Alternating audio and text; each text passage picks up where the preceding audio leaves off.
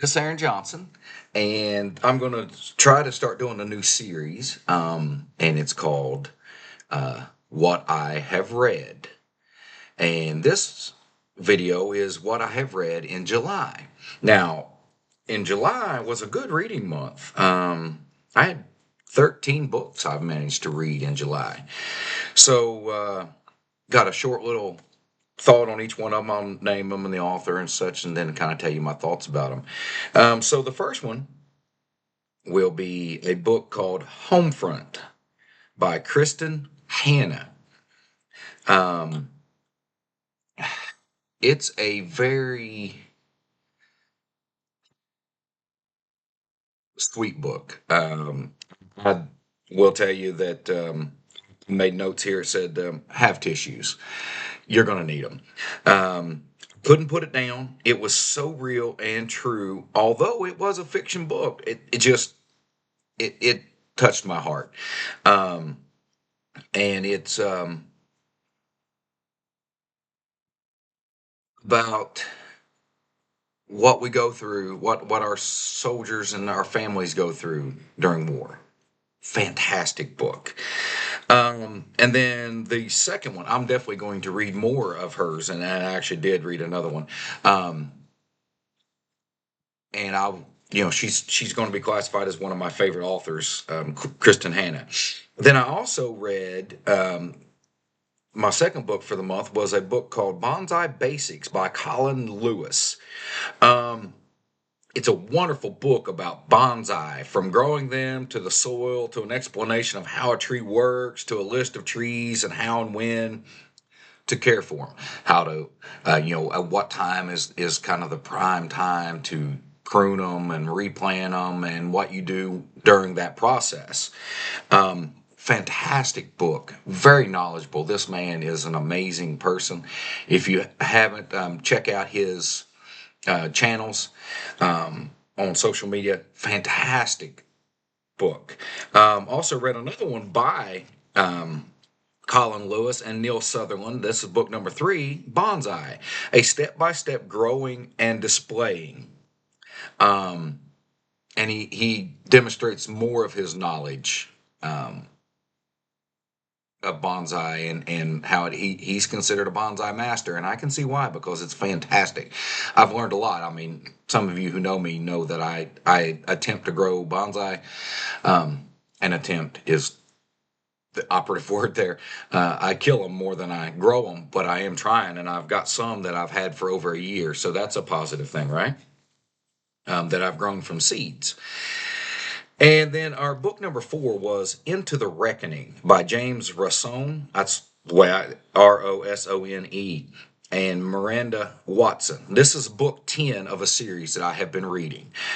Um, this entire series is fantastic. I had to wait for this one to come out because I'd already read the other 9. Um, if you get a chance, you really want to look into these, Into the Reckoning. Um, and it's called the Rise of the Republic series. And like I said, this was book 10. Um, this book has a lot of things in it. It has aliens, uh, fights aboard ships, and spaceships, and on planets, and it has space travel, and some little bits of love stories, and exploration of planets, and scientific exploration of those planets, and of those things. It has science, explains a whole lot about drives, and hyperdrives, and all warp capacitors and flux capacitors, whatever you want to call them. All kinds of different things in it. Um, One of the funnest things I like about it, I think, is because it is the Navy. To them, space, the people in space are the Navy, and it's really, really a great book. It's a great series. So if you get a chance, start reading that series, and it's called Rise of the Republic series. This book was Into the Reckoning. Like I said, it was book 10 of this series. Fantastic book. And then I read another one by Kristen Hanna, Winter Garden. there's really not enough to say about this book. It's a book about forgiveness, not just forgiveness of other individuals, but forgiveness of yourself. Um, Fantastic book, and love, and not just love between a man and woman, but a love between a mother and her children, between a country and the people that are in that country. Maybe it's the other way around, the people in that country to a country. Um, and it's based modern times, but it is a woman telling a story to her daughters about what she went through um, during World War II as a citizen of Russia. Um, Fantastic book. Fantastic book. Again, get your tissues out. Again, it was another book I couldn't put down. So, like I said, Kristen Hanna has probably become one of my favorite authors. It's fantastic. Fantastic book. Um, I can't recommend it enough. And that one's called Winter Garden by Kristen Hanna. Looking forward to reading more of her books.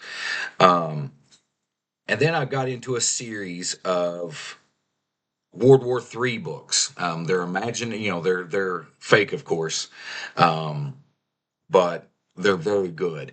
So the first one that I read in the series is called A Time of Heroes, which actually turns out to be the last book so far printed, written, but it was the first one I read in the series. And each one of these books are a standalone book, so it doesn't really matter how you read them. Um, just read them because they're very good. And like I said, it's the World War III series. It's called A Time of Heroes by Nick Ryan.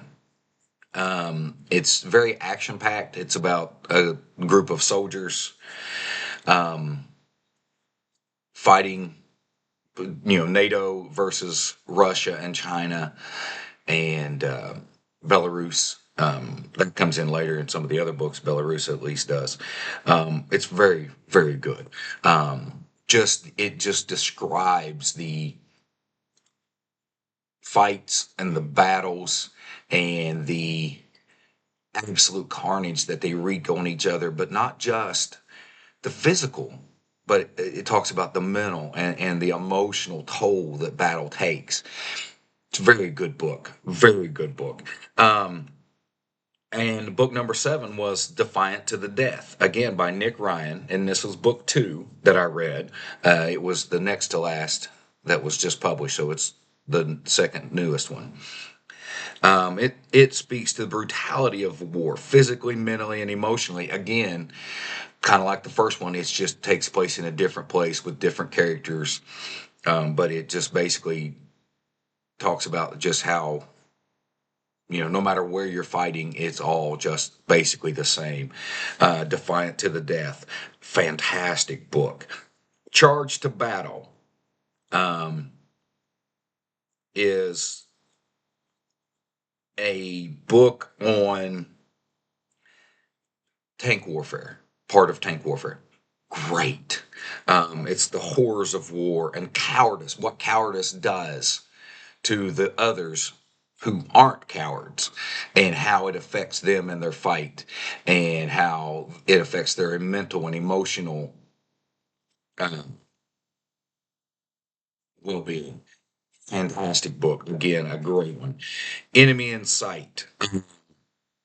And this one again is by Nick Ryan. This is book number 9 that I read. Um, the horrors of war and heroism, how these guys just do what they've got to do to survive. And to them, it's not heroism, but to us, those of us who aren't in the middle of a battle, it would be considered heroism. The charge just to save other men, the the choice to sacrifice yourself to save the rest of your soldiers. Um, Great book.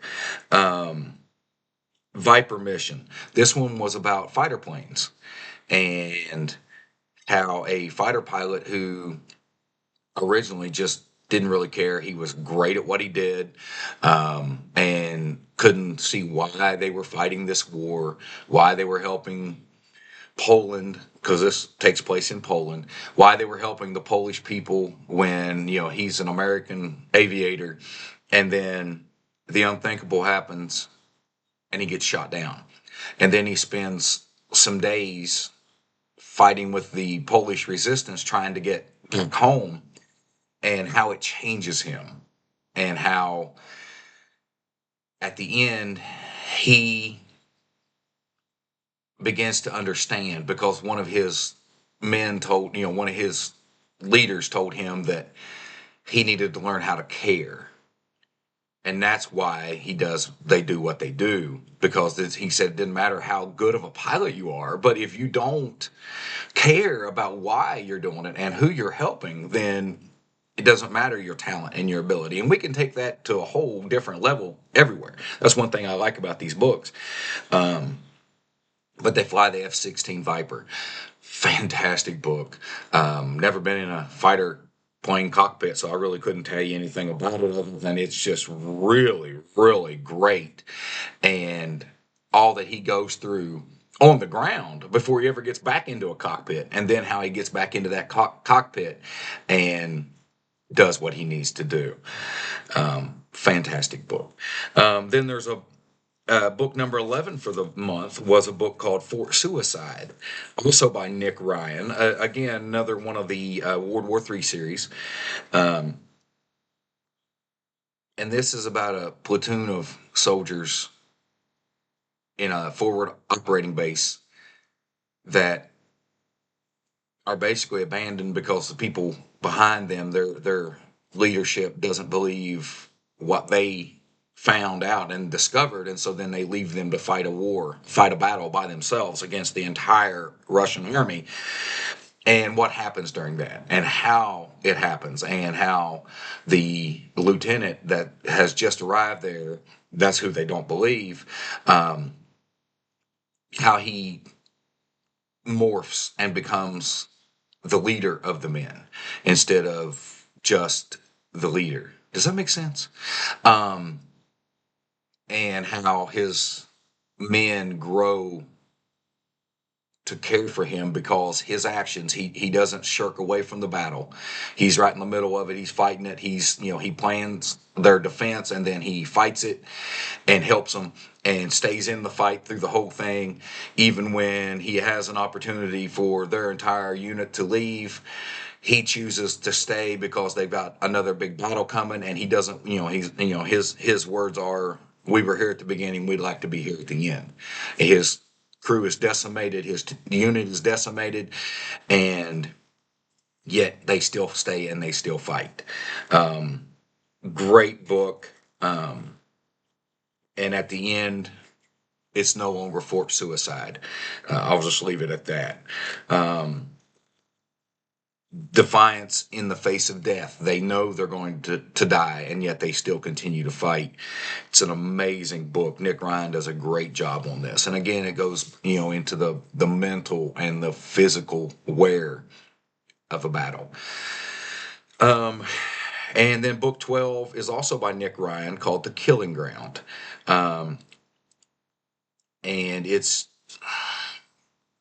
the sacrifices that other soldiers will make to save their fellow soldiers. It's a great book. Just, it still just gives me chills thinking about it. Um, and then book 13 for the month was The War at Sea, also by Nick Ryan, and it's part of the World War III series. This one has to do with submarine warfare. I was kind of excited about that because he hadn't done any of those yet in this series, and I was not disappointed. And then this one is the change on how a commander of a submarine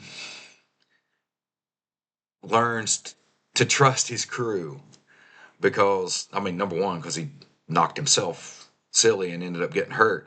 But how they fight, how they work the submarine to do what it needs to do, and the choices that he makes as the commander that gets them all into trouble, and how the crew extricates them out of it once he's hurt. They continue the fight even though they didn't necessarily want to be there. Um, and it's a great book. And that one's called The War at Sea by Nick Ryan. And again, it's another one of the World War III books I'm currently reading. Another one from August list. So that's what I read in July. And I, in 15 minutes, I managed to take what took me 30 days to read. But 13 books in July. Recommend every one of them, be honest with you. Some of them may not be your cup of tea, but I definitely recommend checking out some of the World War III books, and definitely the books by Kristen Hanna that I read, The Winter Garden and Homefront. Definitely recommend those books. And I will tag my personal YouTube channel on in the comments. Check that out, because on my personal YouTube channel, I have books that I have read, videos of books that I've read, like me actually reading those books. I find it entertaining. I go back and watch them periodically, but you'll probably like them as well. And that YouTube channel is at Aaron W. Johnson 6741, and I'll try to post a link for it here shortly to this video. And click like, subscribe to that channel so you can watch those videos, and I will try to get back to posting more of those at some point. But just have other things going on right now. But we'll talk to you later, and we'll post another video in August on what I read in September, what I read in August, and look forward to chatting with you more. And like, click, and follow this channel and see more content that we have, and we'll see you all later. Bye.